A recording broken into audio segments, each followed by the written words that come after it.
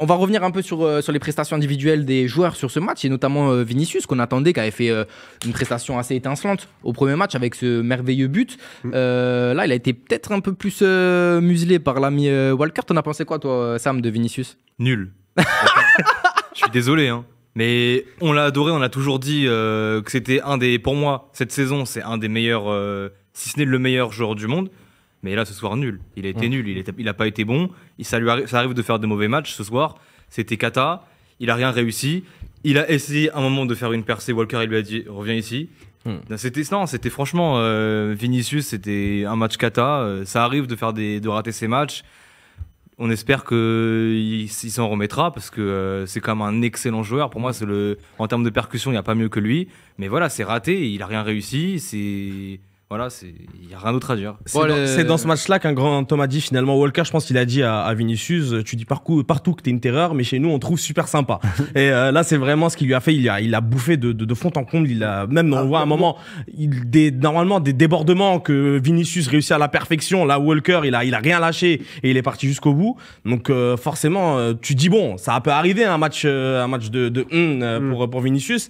Mais ouais, là, dans l'importance de l'enjeu. Au-delà de ça, il y avait beaucoup de ballons perdus. Oui, mais alors, après, bon, moi, je veux le défendre. Pareil. Parce que, surtout que la semaine dernière, j'ai fait son éloge et je continuerai à faire son éloge. Mais on peut très bien dire que la semaine dernière, il a été excellent. Bien sûr. Ce soir, il a raté. Et tu l'as dit en plus. Quand je dis nul, c'est c'est ce soir. Oui, ce soir. Non, mais est-ce que c'est pas un peu dur? Non, mais en tout cas, Magnolo, il trouve ça dur. Après, je te laisse la parole. Théo, excuse-moi. Mais Magnolo, quand il envoie un commentaire, on se doit de répondre à Magnolo. Bien sûr. Mais factuellement, quand tu regardes la prestation sans regarder la carrière du jeune homme, c'est nul. Le match qu'il produit, c'est nul. Oui, à l'instant T. Bien sûr, mais nous, on regarde ça. Là, on est en train de juger son match. Par contre, moi, alors, en début de semaine, il y a eu des informations comme quoi Vinicius était touché physiquement. Il n'était pas à 100%. Si c'est vrai. Tu confonds pas avec Kamavinga? Comment? Non, Kamavinga, on sait. Vinicius a été annoncé, oui, il était un petit peu touché à la cuisse, etc. Moi, je te le dis, le 1 vs 1 Walker lui dit rentre à la maison, frérot. En temps normal, Vinicius, il y est. Il y est, ou du moins il a la même hauteur que lui. Là, tu sentais qu'il n'a pas continué le truc, il n'est pas rentré. Il n'a pas rentré comme il fait d'habitude, là où la tête, elle va toucher le sol, il rentre le corps. Moi, en tout cas, je ne l'ai pas senti à 100% de ses capacités. Je ne l'ai pas senti à fond dans le match. Et en plus de ça, il avait un manque de réussite sur ses contrôles, ses passes, ses prises de balle. Un ballon sur deux perdu. Hein. Ouais, donc vraiment, c'était un match sans pour lui ce soir. J'ai pas vu de tir, j'ai pas vu tirer. Non. Mais il n'a pas été. En même temps, les gars, c'est les joueurs du Real aussi qui ont été nuls dans ce cas-là. Justement, parce que on a parlé de Vinicius, mais je la compo, je viens de découvrir que Rodrigo était titulaire, je savais pas. mais juste pour défendre Vinicius, pour finir, je suis d'accord avec Théo, avec tout le monde. Vinicius, il a fait un mauvais match ce soir, mais aussi il faut voir là où il est le meilleur, c'est quand ses coéquipiers aussi le bonifient. Il était trop seul. C'est le seul, et je peux le dire par contre, entre Rodrigo, Benzema et Vinicius, c'est celui qui fait le meilleur match, celui qui propose malgré ses déchets. Et il est moins pire, tu veux dire.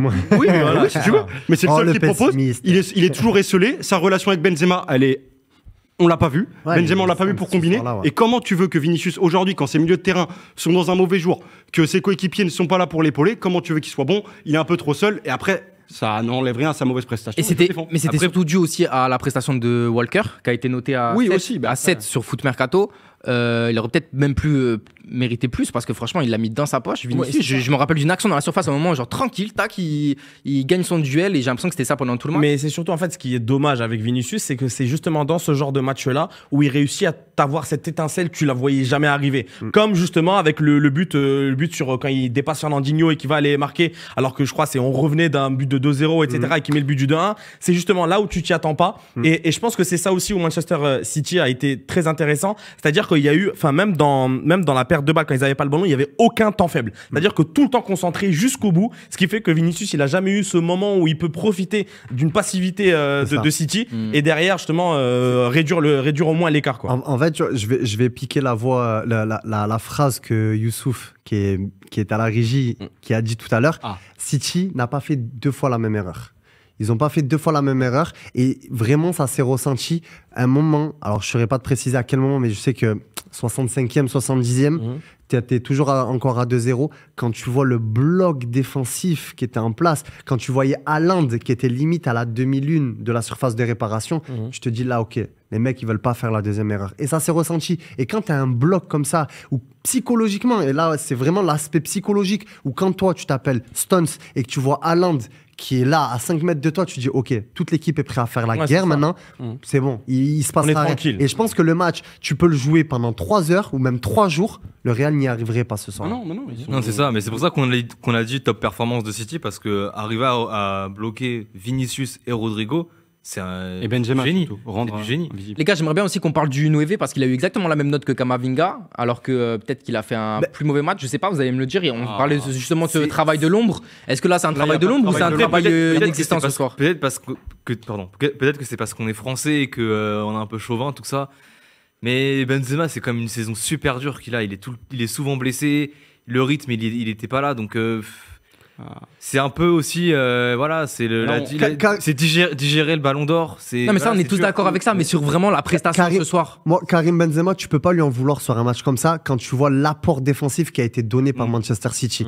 Tu vois, c'est un mec, pourtant il a changé les crampons à la mi-temps, il est repassé sur les crampons Ligue des Champions, mais ça n'a pas fait la différence parce que tu sentais que même quand il faisait son travail de décrocher, d'aller chercher, de demander les ballons, il y avait rien autour de lui, ça fonctionnait pas. Donc il avait beau faire tout ce qu'il voulait, comme l'année dernière, ça fonctionnait pas. Et après, il faut dire ce qui est. Il n'a pas la même réussite que la saison dernière. Il n'est pas aussi fort physiquement que la saison dernière. Ça se voit physiquement, ça bien se voit sûr, qu'il n'est pas bon.